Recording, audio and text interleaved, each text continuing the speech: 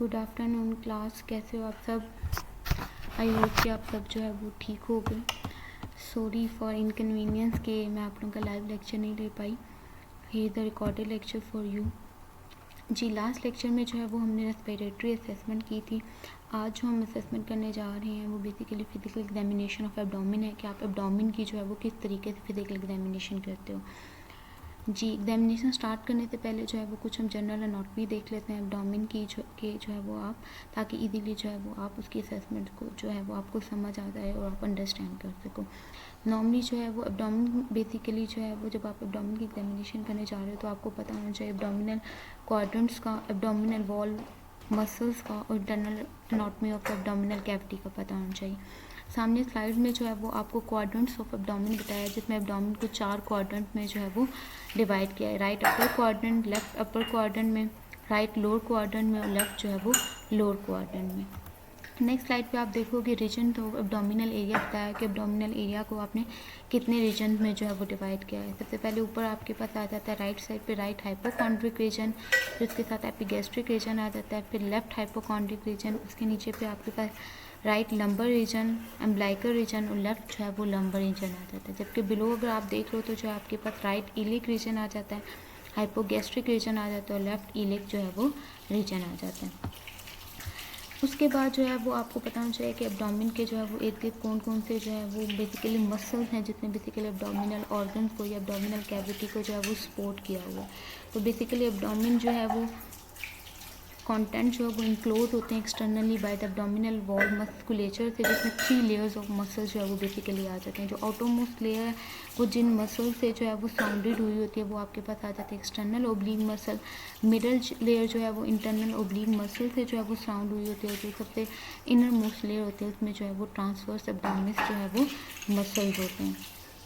उसके बाद जो है वो नेक्स्ट पिक्चर में जो है वो आपको, अगर आप ये प्रीवियस स्लाइड में देखो तो ये आपको पास जो है ये यहाँ पे एक्सटर्नल ओब्लिक मसल दिखाए हुए हैं, इसके साथ ही जो है वो इंटरनल ओब्लिक मसल दिखाए हुए हैं और इसके जो है बिल्कुल अंदर करके जो है आपके पास ये ट्रांस एब्डोमिनस जो है वो मसल है जो है वो दिखाए हुए हैं। ठीक है, अब बेसिकली आपका एब्डोमिन जो है वो बॉर्डर होता है सुपीरियरली बाय कोस्टल मार्जिन से, ठीक है, इन्फीरियरली जो है बाय सिम्फाइसिस प्यूबिस से और जो एंड इंग्वाइनल केनाल से और लेटरली जो है वो फ्लैंक से जो है वो बॉर्डर हुआ होता है।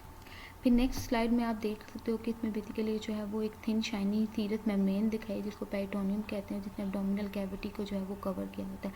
अब पेरिटोनियम में भी जो है उसकी 2 टाइप्स आ जाते हैं, एक पैरेटल पेरिटोनियम आ जाती है, दूसरे विसरल पेरिटोनियम आती है। जो पैरेटल पेरिटोनियम में आउटर कवरिंग है जिसने जो है वो एब्डोमिनल कैविटी को एक्सटर्नली लाइन किया होता है, जबकि जो विसरल पेरिटोनियम में इसने जो है वो इंटरनल जो एब्डोमिनल ऑर्गन्स है उसको कवर किया होता है, यानी उसके इर्द गिर्द जो है ये प्रोटेक्टिव शीट है। नीचे अगर आप पिक्चर में देखोगे तो इसमें जो है वो रेक्टस एब्डोमिनस मसल दिखाया और लीनिया एल्बा जो है वो दिखाया। लीनिया एल्बा जो है ये बेसिकली एक वाइट लाइन सी है। ये वाइट लाइन कैसे बनती है कि जितने भी रेक्टस एब्डोमिनस और जो पीछे हमने ट्रांसवर्स एब्डोमिनस मसल्स वगैरह पढ़े हैं या जो आपके एक्सटर्नल ओब्लिक मसल या इंटरनल ओब्लिक मसल, ये सारे जो है वो लाइन होते हैं मिड लाइन पे। ठीक है, और मिड लाइन पे जब लाइन होते हैं तो एक वाइट सी लाइन फॉर्म करते हैं जिसको कहते हैं लीनिया एल्बा। ठीक है, फिर नेक्स्ट जो है वो बेसिकली इसमें जो है वो आपके एब्डोमिनल ऑर्गन दिखाया कि एब्डोमिनल कैविटी में अब हमारे डिफरेंट सिस्टम आ जाता है, जैसे यूरिनरी सिस्टम भी इसमें आता है, जीआई सिस्टम आ जाता है, लिम्फेटिक सिस्टम जो है वो इसके अंदर आ जाता है। तो उन सब को कलेक्टिवली जो है वो इन सारे स्ट्रक्चर को एब्डोमिनल विस्ट्रा का जो है वो नाम दिया गया। डिफरेंट स्ट्रक्चर जो है हमारे पास आ जाते हैं, तो उन सारे स्ट्रक्चर्स को जो है वो डिफरेंट सिस्टम के जो स्ट्रक्चर्स हैं उनको जो है कलेक्टिवली एक नाम दे दिया गया जिससे एब्डोमिनल विस्रा बनता है। एब्डोमिनल विस्रा में अभी फर्दर 2 टाइप्स आ जाती हैं, सॉलिड विस्रा आ जाता है और एक होलो विस्रा आता है। आपसे एमसीक्यूज में पूछा जा सकता है कि सॉलिड विस्रा में जो है वो कौन कौन से ऑर्गन आ जाते हैं होलो विस्रा में। सॉलिड विस्रा में बेसिकली वो ऑर्गन आते हैं जो अपनी शेप को मेंटेन रखते हैं, चेंज नहीं करते, जैसे liver, pancreas, spleen, adrenal gland, kidney, ovaries और यूट्रस वगैरह आ जाते हैं। जबकि जो होलो आपके पास विस्रा उसमें जो है वो ऑर्गन्स आ जाते हैं जो अपनी शेप है चेंज करते रहते हैं डिपेंडिंग ऑन देयर कंटेंट। जैसे स्टमक खाना कम ज़्यादा खाया उस लिहाज से उसकी शेप चेंज हो सकती है। Gall bladder, small intestine, large intestine और ब्लैडर वगैरह जो है वो ऑर्गन्स हैं जो हमारे अपनी शेप जो है वो चेंज कर लेते हैं। ठीक है, तो ये बेसिकली इनको होलो जो है वो विसरा बोलते हैं, इनके अंदर जो है वो ये ऑर्गन्स आ जाते हैं। फिर नेक्स्ट जो है वो आपको ये सॉलिड विस्तारा के अंदर कुछ ऑर्गन्स की डिटेल बताई कि लिवर जैसे हमारा लार्जेस्ट जो है वो ऑर्गन इन द बॉडी है, लोकेटेड होता है बिलो द डायफ्राम, ठीक है। जैसे आप नेक्स्ट पिक्चर में जो है वो देख सकते हो, बिलो द डायफ्राम जो है वो लोकेटेड होता है राइट अपर क्वाड्रेंट में प्रेजेंट होता है। लिवर की जो चारों लोब्स हैं वो भी तकरीबन जो होता है राइट अपर क्वाड्रेंट को उसने जो है वो फिल किया होता है।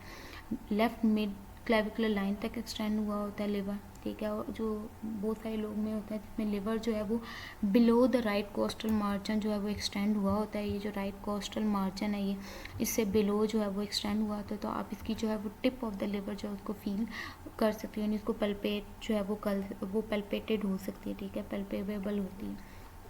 जबकि पेंक्रियाज जो है वो लोकेटेड होता है mostly behind the stomach deep in the upper abdomen में, उसको पल्पेबल जो है वो नहीं होता है, ठीक है। और ये आपका एक्सटेंड हुआ होता है राइट अपर क्वाड्रेंट से लेकर लेफ्ट अपर क्वाड्रेंट तक जो है वो एक्सटेंड हुआ होता है। फिर स्प्लीन आ जाता है जो अप्रॉक्सीमेटली 7 सेंटीमीटर वाइड होती है, लोकेटेड होती है अबव द लेफ्ट किडनी और जस्ट बिलो द डायफ्राम जो है वो लोकेटेड होती है at the level of 9th 10th 11th। तो भी आपके पास MCQ में ये चीज़ें आ सकती हैं, ठीक है। सॉफ्ट फ्लैट स्ट्रक्चर होता है, ये भी नॉर्मली पल्पेबल नहीं होता, लेकिन जो बहुत सारे कुछ ऐसे हेल्दी क्लाइंट्स होते हैं जिसमें आप इसकी लोअर टिप को जो है वो below the left coastal margin feel कर सकते हो। जैसे आप ये पिक्चर में देख लो, पिक्चर में देखोगे इसकी किडनी थोड़ी सी अगर इनलार्ज हुई है तो उस केस में जो है वो आपको फिर ये लेफ्ट कोस्टल मार्जिन पे जो है वो आप उसको पल्पेट कर सकते हो, ठीक है, वो यानी पल्पेबल होती है, ठीक है। फिर आपके पास नेक्स्ट आ जाता है किडनी जो है वो बेसिकली लोकेटेड होता है हाई और डीप अंडर द डायफ्राम, ठीक है। पोस्टीरियर ऑर्गन कंसिडर किया जाता है और अप्रॉक्सीमेटली जो है वो with the level of thoracic 12 to third lumbar vertebra तक जो है वो ये एक्सटेंड हुई होती है किडनी। पोस्टीरियर जो इसका टॉप जो है वो किडनी का वो प्रोटेक्ट होता है by the posterior rib cage से। किडनी की अगर किडनी टेंडर हुआ हो यानी इन्फ्लेमेशन वगैरह वहाँ पे हुई है, इन्फेक्शन वगैरह हो, तो उस केस में जो किडनी टेंडरनेस है वो आप असेस कर सकते हो कोस्टोवर्टेब्रल एंगल में। अगर आप शुरू में याद करो जब आपने फर्स्ट लेक्चर लिया था हेल्थ असेसमेंट का, तो उसमें हमने देखा था कि आप थ्रू पल्पेशन जो है वो आप कोस्टोवर्टेब्रल एंगल मतलब किडनी टेंडरनेस को डिटरमिन कर सकते हो। उसमें बेसिकली आप कोई परकशन के जरिए पल्पेशन के कोस्टोवर्टेब्रल जो एंगल है वहाँ पे आप परकस करते हो सिंगल हैंड यूज़ करके, तो अगर पेशेंट को पेन होता है दिस मीन जो है वो किडनी टेंडरनेस प्रेजेंट है। राइट किडनी जो है वो नॉर्मली पोजीशन होती है slightly lower because of the position of the liver की वजह से स्लाइटली लोअर होती है, जैसे आप ये पिक्चर में भी देख सकते हो, ठीक है। राइट किडनी जो है थोड़ी नीचे है क्योंकि लिवर की वजह से। फिर नेक्स्ट आपके पास आ जाता है और जो राइट किडनी इसलिए जो है वो इंटीरियरली आप उसको पल्पेट कर सकते हो, लेकिन वो भी बहुत ज़्यादा जो आपके पास थिन क्लाइंट्स होते हैं उनके अंदर पल्पेट जो है वो आप कर सकते हो उसका बॉटम पार्ट जो है। प्रेग्नेंट यूट्रस जो है वो प्रेग्नेंट यूट्रस है तो आप उसको पल्पेट कर सकते हो above the level of the symphysis pubis in the mid line में। ओवरीज जो है वो राइट और लेफ्ट जो है राइट जो है आपके पास लेफ्ट क्वाड्रेंट में राइट लेफ्ट क्वाड्रेंट में जो है वहाँ पे लोकेटेड होती हैं और नॉर्मली पल्पेटेड होती हैं by manual examination of internal genital areas की। जब आप इंटरनल जेनिटल एरिया की बाई मैनुअल एग्जामिनेशन करवा रहे हो तो उस दौरान जो है वो आप इसको पल्पेट कर सकते हो, ओवरीज को पल्पेट कर सकते हो, ठीक है। लोकेटेड कहाँ पे होते हैं आपके पास राइट लोअर क्वाड्रेंट में और लेफ्ट लोअर क्वाड्रेंट में जो है वो ओवरीज जो है वो आपकी लोकेटेड होती हैं। फिर होलो विसरा में जो है वो बेसिकली जो है आपका stomach, gall bladder, small intestine, large intestine और यूरिनरी ब्लैडर आ जाता है। द स्टमक जो है वो basically distensible flask like organ होता है।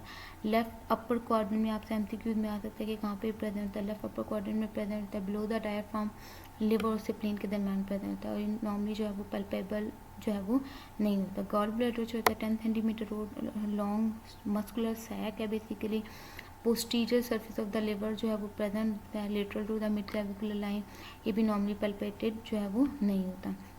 स्मॉल इंटेस्टाइन जो है वो बेसिकली आपका डाइजेस्टिव पार्ट का लार्जेस्ट पार्ट है, 7 मीटर लॉन्ग होता है, लेकिन चूँकि इसका डायमीटर कम होता है इसलिए इसे स्मॉल इंटेस्टाइन कहते हैं। 2.5 सेंटीमीटर का डायमीटर होता है और ये भी नॉर्मली पल्पेटेड नहीं होता है, लेकिन तमाम क्वाड्रेंट्स में जो है वो कॉइल हुई होती है। स्मॉल एब्डोमिनल के जो चारों क्वाड्रेंट हैं अपर लोअर जो होता है राइट लेफ्ट जो क्वाड्रेंट है उनके अंदर ये जो है वो कॉइल हुई होती है। जबकि लार्ज इंटेस्टाइन जो है उसका डायमीटर वाइडर होता है, 6 सेंटीमीटर होता है, जबकि 1.4 मीटर जो है वो लंबी होती है। ओरिजिनेट कहाँ से होती है, लेफ्ट लोअर क्वाड्रेंट से जो है वो राइट लोअर क्वाड्रेंट से जो है वो ये बेसिकली ओरिजिनेट हुई होती है। क्लोन जो है वो फर्दर जो है वो सेंडिंग क्लोन में जो है वो फर्दर 3 पार्ट्स आ जाते हैं। सबसे पहले आपके पास जो है वो आप सीकम आता है, फिर आपके पास असेंडिंग क्लोन आता है, फिर ट्रांसवर्स क्लोन, फिर डिसेंडिंग क्लोन, और डिसेंडिंग क्लोन से जो है वो आगे फिर जो है वो आपके पास आ जाता है सिग्मॉइड क्लोन, और फिर जो है वो रेक्टम मोएनस आ जाता है। ट्रांसवर्स और डिसेंडिंग क्लोन जो है वो आप पल्पेशन पे फील उसको कर सकते हो, ट्रांसवर्स को और डिसेंडिंग क्लोन को, ठीक है। यूरिनरी ब्लैडर जो है वो मस्कुलर सैक है, ठीक है, बिहाइंड द प्यूबिक बोन होता है, mid line of the abdomen, और जब ये फिल विद द यूरन हो तो आप इसको पल्पेट कर सकते हो, ये पल्पेटेड होता है। ये आपके पास पिक्चर में सामने दिखाया हुआ है कि जो है जो आपके पास फर्स्ट है रीजन है एब्डोमेन का, उसमें कौन कौन से आते हैं, सेकंड में, थर्ड में और कौन होते हैं। नेक्स्ट पिक्चर में भी दिखाया हो कि आपके राइट अपर क्वाड्रेंट में कौन कौन से ऑर्गन्स आ जाते हैं, राइट लोअर क्वाड्रेंट में जो है वो, और इसी तरह left upper quadrant, left lower quadrant में जो है वो कौन कौन से ऑर्गन्स आते हैं। MCQ पॉइंट ऑफ व्यू से आप इसको एक दफ़ा देख लीजिएगा। फिर हमारे पास ये एब्डोमिनल ऑर्गन्स का इंटीरियर और पोस्टीरियर व्यू दिखाया है, इसमें आप देख लो अगर आपको कोई ऑर्गन की आपने पोजीशन वगैरह देखनी है तो। फिर नेक्स्ट वास्कुलर स्ट्रक्चर बताया हुआ है कि जो है वो एब्डोमिनल ऑर्गन को ब्लड सप्लाई जो है वो किस तरीके से हो रही है। मेनली जो है एब्डोमिनल एओर्टा वो एब्डोमिनल ऑर्गन्स को जो है वो ब्लड सप्लाई करता है, ठीक है। आप एओर्टा की पल्सेशन जो है वो विजिबल होती है फ्रीक्वेंटली, ठीक है, mid line in the upper abdomen में, ठीक है, आप वो फील कर सकते हो, उसकी पल्सेशन को जो है वो मतलब विजिबल होती है, आप उसको देख सकते हो। एओर्टा जो है वो एब्डोमिनल एओर्टा फर्दर डिवाइड होता है right and left iliac arteries में, यूँ फिर जो है वो थ्रू आउट एब्डोमेन ब्लड जो है वो सप्लाई होता है। राइट और लेफ्ट इलिक आर्टरीज की भी पल्सेशन जो है वो आप फील कर सकते हो, राइट लोअर क्वाड्रेंट में और लेफ्ट जो है वो लोअर क्वाड्रेंट में, ठीक है। पिक्चर में आप देख सकते हो राइट आपके पास जो है वो इलिक आर्टरी और लेफ्ट जो है वो आर्टरीज, ठीक है, ये आपका एब्डोमिनल एओर्टा। फिर आ जाते हैं प्रॉब्लम, कौन कौन से प्रॉब्लम जो है वो आपकी GI सिस्टम से रिलेटेड हो सकते हैं, जिसमें एब्डोमिनल पेन आती है। एब्डोमिनल पेन फिर आगे 3 तरह की हो सकती है, विसरल पेन हो सकती है, पाइटल पेन हो सकती है, रेफरल पेन हो सकती है। जो विसरल पेन है वो बेसिकली ऑर्गन्स की पेन है, अगर कोई ऑर्गन में जो है वो डिस्टेंडेड हो गया है, वहाँ पे कोई ऑब्स्ट्रक्शन हो गई है या इनलार्ज हो गया तो उसकी वजह से विसरल पेन होनी। जबकि जो पाइटल पेन है वो जो है वो इन केस ऑफ पेरिटोनाइटिस हो जाता है, यानी जब वो आपकी पाइटल पेरिटोनियम इन्फ्लेम हुई है तो उस केस में जो है वो आपको पाइटल जो है वो पेन हो सकती है, या अपेंडिसाइटिस के केस में जो है वो हो सकती है। रेफर पेन वो है जो पेन बेसिकली एक जगह पे हो रही है लेकिन वो वहाँ से आगे रेडिएट हुई है, ठीक है, दूर तक आपको जो है वो फील हो रही है, जैसे स्टमक पेन चेस्ट एरिया पे जो है वो फील होती है, ठीक है, वो हो सकती है। इंडाइजेशन हो सकती है, बदहजमी हो सकती है, नोजिया वॉमिट हो सकता है, लॉस ऑफ एपिटाइट के साथ पेशेंट आपके पास कंप्लेन लेके आ सकता है, कॉन्स्टिपेशन या डायरिया की प्रॉब्लम के साथ सकता है, जॉन्डिस के साथ इची स्किन, ठीक है, अगर उसका जो है वो बाइल डक्ट में कोई प्रॉब्लम आ रहा है तो इची स्किन हो सकता है, डार्क यूरिन हो सकता है in case of any liver disease, cirrhosis, ठीक है। कुछ जो है वो GI डिसऑर्डर बताएं जिनके साथ पेशेंट प्रेजेंट हो सकता है, जैसे GI अल्सर के साथ, गैस्ट्रोएसोफेजियल रिफ्लक्स डिजीज़ के साथ, इन्फ्लेमेटरी या ऑब्स्ट्रक्टिव बाउल डिजीज़ के साथ, पैंक्रियाटाइटिस के साथ, गॉल ब्लैडर लिवर डिजीज़ के साथ, डाइवर्टिकुलोसिस के साथ, या अपेंडिसाइटिस और वायरल हेपेटाइटिस के साथ पेशेंट प्रेजेंट हो सकता है आपके पास। ये डिफरेंट साइट्स बताई हैं जहाँ पे एब्डोमिनल पेन हो सकती है, जैसे अगर इस एरिया पे है तो नॉर्मली पेप्टिक अल्सर पेन होती है, अगर इस साइड पे गॉल ब्लैडर पेन को शो करता है, ये फ्लैंक एरिया में है तो ये किडनी पेन को शो करता है, अगर तो इधर नीचे करके है, ठीक है, राइट लोअर क्वाड्रेंट में तो ये अपेंडिसाइटिस की पेन हो सकती है, ठीक है, और ये नीचे जो है वो मेंस्ट्रुअल पेन और ओवेरियन पेन वह को दिखाया हुआ है। अब आ जाते हैं कि आप अपने पेशेंट की फिजिकल एग्जामिनेशन कैसे करते हो, ठीक है। बेसिकली एब्डोमिनल एग्जामिनेशन करने से पहले आप पेशेंट को पहले प्रिपेयर करते हो। उसमें सबसे पहले तो आप पेशेंट को ये कहते हो कि अपना ब्लैडर एम्प्टी करके यानी यूरिनेट जो है वो होके आए, क्योंकि अगर उसका ब्लैडर फिल होगा तो ड्यूरिंग जो है वो एग्जामिनेशन जो है वो पेशेंट इरिटेट हो सकता है, ठीक है, वॉइडिंग का चांस हो सकता है। तो इन सब से बचने के लिए जो है वो आप एब्डोमिनल डिस्टेंशन उसे कहते हो अपनी एलिमिनेट करके आए यानी एम्प्टी करके आए, ठीक है। साथ पेशेंट को आप इंस्ट्रक्ट करते हो कि आप अपने कपड़ों को जो है वो चेंज करके गाउन पहन लो ताकि एग्जामिनेशन जो है वो आसानी से हो जाए। पेशेंट को इतने सीधा लेट जाए, अपने आर्म या तो चेस्ट के ऊपर फोल्ड कर ले या साइड पे जो है वो आराम से प्लेस कर, ठीक है। पेशेंट को पहले आप सारा कुछ बताते हो कि प्रोसीजर क्या क्या आप करने जा रहे हो ताकि वो मेंटली रिलैक्स रहे, ठीक है। फिर एक तकिया जो है उसके सर के नीचे रख लेते हो और जो है वो उसको कहते हो कि अपनी जो है वो लेग्स को फ्लेक्स कर ले, और वहाँ पे भी आप पिलो वगैरह रख सकते हो ताकि उसके एब्डोमिनल मसल जो है वो स्ट्रेच ना हो, रिलैक्स रहे, ठीक है। फिर आप उसके जो है वो एक शीट से जो है वो उसको कवर कर देते हो, ताकि जितना एरिया आपने एग्जामिन करना है सिर्फ वो अनकवर हो, पेशेंट ईजी फील करे। जैसे आप जो है आपको एब्डोमिन आपको कहाँ से आपने मतलब जो उसको नोट करना है, लो रिब केज से लेकर प्यूबिक एरिया तक आप उसको जो है वो अनकवर करते हो, बाकी एरिया को कवर कर देते हो शीट के साथ। फिर उसको क्लाइंट को आप बताते हो कि आप थोड़ा लंबा गहरा सांस ले लें ताकि वो बिल्कुल रिलैक्स हो जाए, ठीक है। एब्डोमिन को टच करने से पहले आप मेक श्योर करते हो कि आपके हाथ वार्म है, आप अपने हाथ को रब करके वार्म कर लेते हैं ताकि पेशेंट को एकदम से जो है वो कपकपी ना हो, ठीक है। फिर आप पेशेंट से पहले पूछ लेते हो कि कोई पेनफुल एरिया तो नहीं है या कोई टेंडर एरिया तो नहीं है। अगर उसको कहीं दर्द शर्द हो रही है तो उस एरिया को आप सबसे लास्ट में एग्जामिन करते हो। अगर आप उसको पहले एग्जामिन कर लोगे तो आपकी फाइंडिंग्स गलत आ सकती हैं, क्योंकि हो सकता है आपने पेनफुल एरिया को प्रेस कर दिया तो वहाँ से वो पेन आगे रेडिएट हो जाए, तो फिर आप एग्जैक्ट डायग्नोसिस पे नहीं आ सकते हो कि मेन पेशेंट को प्रॉब्लम क्या है, तो आपकी फाइंडिंग्स गलत हो सकती हैं। इसलिए जो पेनफुल या टेंडर एरिया होता है उसको सबसे लास्ट में जो है वो असेस किया जाता है।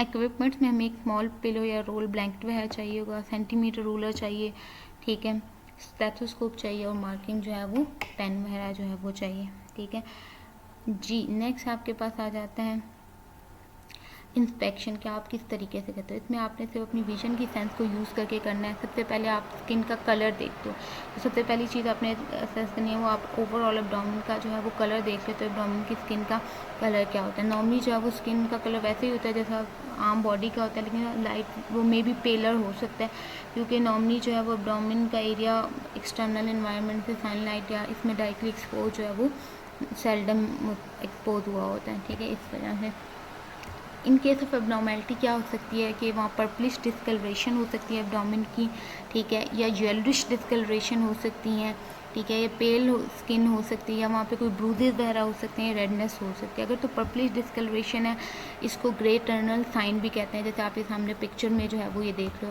ये बी वाली में आपको ग्रे टर्नल साइन है। बेसिकली पर्पलिश डिस्कलरेशन होती है फ्लैंक एरिया पे, ये शो करता है कि एब्डोमिनल वॉल में कहीं ना कहीं ब्लीडिंग हो रही है, जिसकी वजह से जो है ये पर्पल जो है वो डिस्कलरेशन है, ठीक है। वो कोई हो सकता है किडनी का कोई ट्रॉमा हुआ हो, पेंक्रियाज को कोई ट्रॉमा हुआ है, वहाँ पे कोई इंजरी वगैरह हुई है, ड्यूडेनम या पेंक्रियाटाइटिस के केस में जो है वो हो सकता है, जिसकी वजह से जो है वो जब इंटरनल ब्लीडिंग होती है तो फिर ये पर्पलिश डिस्कलरेशन जो है वो प्रेजेंट होती है द फ्लैंक, ठीक है। इन केस ऑफ जॉन्डिस जो है वो येलोइश डिस्कलरेशन हो सकती है। असाइटिस के केस में स्किन जो है वो पेल हुई हो सकती है, ठीक है, या इन्फ्लेमेशन वहाँ पे वहाँ कोई है तो वो एरिया सारा रेड और टेंडर हो सकता है, ठीक है जी। जैसे आप सामने पिक्चर में देख लो ग्रे टर्नल साइन दिखा है, साथ में कॉलन साइन है जिसमें अराउंड द एम्ब्लाइकस जो है वो ये ब्लूइश डिस्कलरेशन है। फिर आप सेकेंडली सबसे पहले हमने उसका कलर देखा, अब हम उसकी वास्कुलैरिटी जो है वो चेक कर लेते हैं एब्डोमिनल स्किन की। नॉर्मली वहाँ पे आपको स्कैटर्ड फाइन वेन्स जो है वो विजिबल हो रही होंगी, ठीक है, बिल्कुल फाइन वेन्स होंगी, प्रोमिनेंट नहीं होंगी जैसे सामने पिक्चर में। यहाँ तो बहुत ज़्यादा डायलेटेड वेन नज़र आए हैं, फाइन सी वेन आपको विजिबल हो सकती हैं, ठीक है, या आपको डायलेटेड सुपरफिशियल कैपिलरीज जो है वो विजिबल हो सकती हैं विदाउट एनी पैटर्न के, ठीक है, ओल्डर क्लाइंट्स में या सनलाइट में जो है वो हो सकती हैं। लेकिन इन केस ऑफ एब्नॉर्मेलिटी में जो है वो क्या होगा, डायलेटेड वेन आपको नज़र आएंगी सिरोसिस में, ठीक है, या ऑब्स्ट्रक्शन ऑफ वीना केवा में, इन्फीरियर वीना केवा के ऑब्स्ट्रक्शन के केस में, या पोर्टल हाइपरटेंशन एसाइटिस केस में डायलेटेड वेन जो है वो एब्डोमेन पे नजर आएंगे, जैसे आप ये सामने पिक्चर में जो है वो देख सकते हो। फिर उसके बाद जो है वो आप इसके अलावा आपको डायलेटेड जो है वो सरफेस आर्टीरियोल्स या कैपिलरीज जो है वो एक सेंटर स्टार की फॉर्म में भी जो है वो विजिबल हो सकती हैं। ये बेसिकली लिवर डिजीज में पोर्टल हाइपरटेंशन को शो करते हैं, जिसको स्पाइडर एंजियोमा भी कहते हैं, जैसे आप पिक्चर में अगर आप याद करो तो आपने स्किन असेसमेंट में भी जो है वो ये चीज़ पढ़ी थी। फिर उसके बाद जो है वो आपने पहले इसका कलर देख लिया एब्डोमेन का, फिर आपने वास्कुलैरिटी चेक कर ली। अब देखते हो अब वहाँ पे कोई स्ट्राइप तो नहीं है, कोई दाग शाग तो नहीं है, कोई निशान तो नहीं है। नॉर्मली ओल्ड सिल्वरी या वाइट स्ट्राइप प्रेजेंट हो सकते हैं, ये स्ट्रेच मार्क प्रेजेंट हो सकते हैं ड्यू टू प्रेगनेंसी या वेट गेन की वजह से स्ट्रेच मार्क प्रेजेंट हो सकते हैं, जैसे आप ये सामने पिक्चर में जो है वो देखो स्ट्रेच मार्क वेट गेन के केस में, और ये जो है वो वैसे आपके पास ओल्ड सिल्वरी जो है वो वाइट स्ट्राइप प्रेजेंट हो सकते हैं, ठीक है, प्रेगनेंसी की वजह से, ठीक है। इन केस ऑफ एब्नॉर्मेलिटी क्या हो सकता है कि dark bluish pink stripe present होते हैं, दैट शोज के पेशेंट को कुशिंग सिंड्रोम है, patient is having a Cushing syndrome, ठीक है। या फिर स्ट्राई जो है वो एसाइटिस के केस में जो है वो आपके पास स्ट्राई प्रेजेंट हो सकते हैं, ठीक है। दैट शोज़ के पेशेंट को लिवर डिजीज़ है, लिवर फेलियर जो है वो हो चुके हैं। जैसे आप सामने पिक्चर में देख लो, ये डार्क ब्लूइश पिंक स्ट्राई नज़र आ रहे हैं। ये एसाइटिस में जो है वो इस तरह की पेल स्किन होती है। ये यहाँ पे तो शायद पेल नज़र नहीं आ रहा, लेकिन आप ये स्ट्राई है देख लो, ठीक है, वो होते हैं। फिर उसके बाद अब तक हम क्या क्या चेक करते हैं, सबसे पहले हमने कलर चेक किया, कलर के बाद हमने वास्कुलैरिटी चेक की स्किन की, फिर हमने स्ट्राई देखा। अब हम देखेंगे कि कोई स्कार है तो नहीं प्रेजेंट एब्डोमेन पर। अभी तक हम अपनी विजन की सेंस को यूज़ करके एग्जामिनेशन कर रहे हैं। सोर्स ऑफ स्कार पूछ लेंगे, अगर स्कार जो है वो प्रेजेंट है, फिर आप सेंटीमीटर रूलर लेके स्कार की लेंथ को मेजर कर लेते हो कि उसकी स्कार की जो है वो लेंथ जो है वो कितनी है। उसके बाद आपने जो है वो डॉक्यूमेंट करना है उसकी लोकेशन को, क्वाड्रेंट की जो है वो आप मतलब स्कार किस क्वाड्रेंट में प्रेजेंट है उसको आप देख लेते हो, कौन सी रेफरेंस लाइन में प्रेजेंट है उसको मेंशन कर लेते हो, उसकी शेप क्या है, उसकी लेंथ क्या है, या उसकी स्पेसिफिक कैरेक्टरिस्टिक क्या है उसको आप देख लेते हो। जैसे 3 सेंटीमीटर वर्टिकल स्कार जो है वो, जैसे ये इस तरीके से आप लिखते हो, डॉक्यूमेंट करते हो, 3 सेंटीमीटर वर्टिकल स्कार है, हॉरिजॉन्टल स्कार है, वो आप मेंशन कर देते हो। कौन से क्वाड्रेंट में, राइट लोअर क्वाड्रेंट में है तो आप वो मेंशन कर देते हो। 4 सेंटीमीटर बिलो द एम्ब्लाइकस और 5 centimetre left of the mid line, ठीक है। तो इस तरीके से आप डॉक्यूमेंट कर लेते हो। नॉर्मली जो है वो कोई स्कार वगैरह नहीं प्रेजेंट होता, ठीक है, या हो सकता है तो स्मूथ से या ओल्ड जो है वो पुराने से हल्के फुल्के स्कार जो है वो प्रेजेंट हो सकते हैं, जैसे कि कोई चोट वगैरह लगती है, कोई जख्म वगैरह, कोई दाना शाना निकलता है तो उसमें जो है वो छोटा सा कोई स्कार वगैरह ओल्ड प्रेजेंट हो सकता है, ठीक है। इन केस ऑफ नॉर्मेलिटी में क्या हो सकता है, नॉन हीलिंग स्कार प्रेजेंट हो सकता है, ठीक है, जो नॉन हीलिंग हो, जिसकी वजह से रेडनेस और इन्फ्लेमेशन हुई होगी, जैसे आप ये सामने पिक्चर में देख सकते हो नॉन हीलिंग वुंड दिखाया हुआ है और ये स्कार है जो है वो दिखाया हुआ है। इसके अलावा जो आप देखते हो कोई इरेगुलर डीप इरेगुलर स्कार तो नहीं present, in case of burn जो है वो प्रेजेंट हो सकता है, जैसे आप ये पिक्चर में देख लो इरेगुलर से आपको स्कार नज़र आ रहा है, आप इसको देख लेते हो। फिर आप देख लेते हो केलॉइड्स तो नहीं प्रेजेंट, ये भी आपने स्किन असेसमेंट में पढ़ा था, जिसमें किसी ट्रॉमा या सर्जरी के बाद जो है वहाँ पे एक्सेसिव स्कार टिश्यू बन जाता है, जैसे कि सामने पिक्चर में, ठीक है, तो आप ये देख लेते हो। फिर अब आ जाता है, अब आपने स्कार को इंस्पेक्ट कर लिया, अब आ जाते हो आप देखते हो कोई लीजन या रैशेज वगैरह तो नहीं है वहाँ पे। नॉर्मली कोई एब्डोमेन जो है वो फ्री ऑफ लीजन और रैशेज होता है, ठीक है। हाँ, अलबत्ता स्मॉल से ब्राउन मोल्स प्रेजेंट हो सकते हैं, ठीक है, लेकिन वो नॉर्मल कंसिडर होते हैं, ठीक है। लेकिन अगर वो मोल्स का साइज दिन ब दिन बढ़ता जा रहा है, उसका कलर चेंज होता है, उसकी सिमेट्री चेंज हो रही है, तो फिर आप उसको नोट डाउन करते हो कि मतलब कोई जो है वो कार्सिनोमा तो नहीं है, खुदा ना खाता, या कोई और जो है प्रॉब्लम तो नहीं है। इसके अलावा जो है वो कोई ब्लीडिंग मोल या पेटिशिया वगैरह जो है वो प्रेजेंट हो सकता है, ये इन केस ऑफ एब्नॉर्मैलिटी ये प्रेजेंट हो सकता है। फिर आप एम्ब्लाइकस को इंस्पेक्ट करते हो, उसमें सबसे पहले आप एम्ब्लाइकल एरिया का कलर नोट करते हो, उसका कलर कैसा है, लोकेशन के एम्ब्लाइकस कहाँ पे प्रेजेंट है, mid of the line present है या नहीं है, उसका कंटोर कैसी, शेप कैसी है एम्ब्लाइकस की, आप वो देखते हो। नॉर्मली एम्ब्लाइकल्स की स्किन टोन वही होती है जो आम एब्डोमिनल स्किन टोन होती है, वही वैसी ही होती है।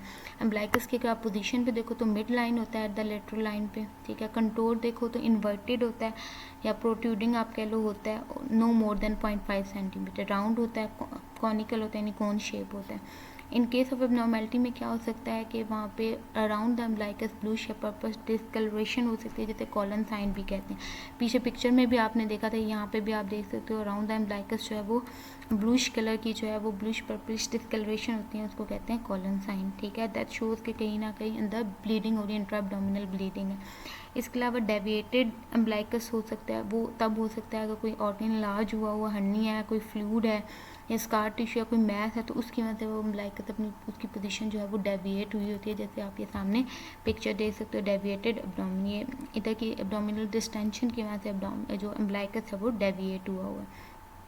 फिर आप नेक्स्ट इवर्टेड तो नहीं एम्ब्लाइकस, वो आप देखते हो, वो शो करता है कि पेशेंट को एब्डोमिनल डिस्टेंशन है, ठीक है, या एम्ब्लाइकल कोई हर्निया वगैरह तो नहीं, उसमें भी जो है वो इवर्टेड एम्ब्लाइकस हो सकता है, जैसे आप ये सामने पिक्चर में जो है वो देख सकते हो, ठीक है। फिर उसके बाद जो है वो आप उसका कंटोर चेक करते हो, एब्डोमिनल कंटोर चेक करते हो, उसमें आप पेशेंट को कहते हो, आप इसको बेड पे लिटा के जो है वो आप एट आई लेवल पे क्लाइंट की साइड से उसको देखते हो, बिहाइंड द क्लाइंट हेड, वहाँ से आप उसको देखते हो, from the foot of the bed, वहाँ से आप उसकी एब्डोमिन की जो है वो कंटोर चेक करते हो, साथ आप एब्डोमिनल गर्थ भी जो है वो चेक कर लेते हो, ठीक है।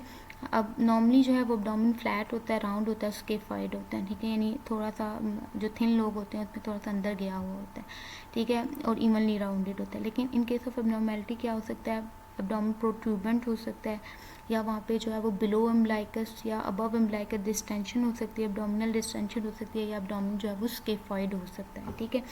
अगर आप ये सामने पिक्चर में देखो तो ये फ्लैट एब्डोमेन दिखाया हुआ, फिर स्केफाइड दिखाया हुआ, ये डिस्टेंडेड एब्डोमेन दिखाया हुआ। ये सांप वाली पिक्चर में भी फ्लैट, स्केफाइड, प्रोट्रूबेंट और ये राउंडेड जो है वो एब्डोमेन की शेप दिखाई हुई है, ठीक है। जनरलाइज जो आपके पास नॉर्मली जो प्रोट्रूबेंट या डिस्टेंडेड एब्डोमेन होता है वो शो करता है ओबेसिटी को कर सकता है, एयर या फ्लूइड एक्यूमुलेशन को शो करता है। अगर तो डिस्टेंशन जो है वो एब्डोमेन में जो है वो बिलो एम्ब्लाइकस हुआ, इसका मतलब ब्लैडर फिल है, कोई यूट्राइन एनलार्जमेंट है, या ओवेरियन ट्यूमर या सिस्ट हो सकता है। लेकिन अगर डिस्टेंशन अपर एब्डोमेन में है तो दिस मीन जो है वो कोई गैस्ट्रिक डायलिटेशन हो सकती है, या पेंक्रियाज मैसेज ऑफ पेंक्रियाज की वजह से हो सकती है। स्केफाइड एब्डोमेन जो है वो स्टारवेशन में, वेट लॉस में जो है वो नजर आता है, टर्मिनल इलनेस में जिसमें इतनी ज़्यादा जो है वो वीकनेस होती है जिसकी वजह से जो है वो पेशेंट को जो है वो एब्डोमेन जो है वो स्केफाइड होता है। फिर नेक्स्ट आपके पास ये आप पिक्चर में दिखाया कि आप एब्डोमिनल गर्थ को जो है वो किस तरीके से मेजर करते हो। एक एंची टेप लेते हो, एंची टेप लेके जैसे सामने आपको पिक्चर में दिखाया इस तरीके से जो है वो आप पेशेंट की जो है एब्डोमिनल गर्थ को जो है वो चेक कर लेते हो। ये डेली जब आप पेशेंट को करते हो, डेली बेसिस पे आप पेशेंट को कहते हो कि आप अपनी चेक करो ताकि आपको डिफ्रेंशिएट कर सको रीडिंग में, ठीक है। एसाइटिस वगैरह के पेशेंट्स में नॉर्मली उन्हें कहा जाता है कि आप ये चेक करो लिवर डिजीज़ के पेशेंट्स में। फिर आप उसकी एब्डोमिनल सिमेट्री जो है उसको असेस करते हो, जिसमें आप क्लाइंट को लुक करते हो क्लाइंट के एब्डोमेन पे जब वो लेटा हुआ होता है रिलैक्स पोजीशन में, रिलैक्स स्पाइन पोजीशन में, तो उसमें आप देखते हो कोई हर्निएशन तो नहीं है, कोई डायस्टेसिस रेक्टाई तो नहीं है, या कोई मैस है तो एब्डोमिनल कैविटी में नहीं प्रेजेंट, ठीक है। उसके लिए आप देखते हो उसमें क्लाइंट को आप कहते हो अपना सर थोड़ा ऊंचा करे, रेस्ट करे, तो उससे आप देख लो कोई बल्जिंग तो नहीं है, कोई प्रोट्रूजन वगैरह तो नहीं है। नॉर्मली जो है एब्डोमिनल सिमेट्री होता है, सिमेट्रिक होता है, कोई उसमें बल्जिंग शल्जिंग नहीं होती जब पेशेंट अपना सर को ऊंचा करता है, रेस करता है। एसिमेट्री हो सकती है in case of organ enlargement में, लार्ज मैस में, हर्निया में, डायस्टेसिस रेक्टाई में और बावल ऑब्स्ट्रक्शन में हो सकता है। अब आप सोच रहे हो कि डायस्टेसिस जो है रेक्टाई क्या है, बेसिकली ये जब बेसिकली आपको आगे नेक्स्ट पिक्चर में दिखाती हूँ, रेक्टस एब्डोमिनस मसल जब सेपरेट होते हैं आपस में, वैसे वो आपस में जुड़े होते हैं दोनों साइड पे राइट लेफ्ट, लेकिन जब वो सेपरेट हुए हों तो उसको कहते हैं डायस्टेसिस रेक्टाई। नेक्स्ट पिक्चर में आपको दिखाती हूँ, ठीक है। अच्छा जी, ये देखो आप पिक्चर में देखते हो नॉर्मल एब्डोमेन में आपका रेक्टस एब्डोमिनल मसल है, बीच में लीनिया एल्बा होता है, लेकिन जब इन दोनों के दरमियान स्पेस बढ़ जाती है तो उसको फिर आप डायस्टेसिस रेक्टाई कहते हैं, ठीक है। ये आपको सामने पिक्चर में नजर आया कि इस तरीके से जो है ये विजिबल होती है। फिर आप एब्डोमिनल मूवमेंट को इंस्पेक्ट करते हो, जब क्लाइंट ब्रीथ करता है आप देखते हो एब्डोमिनल ब्रीदिंग हो रही है या नहीं हो रही, ठीक है।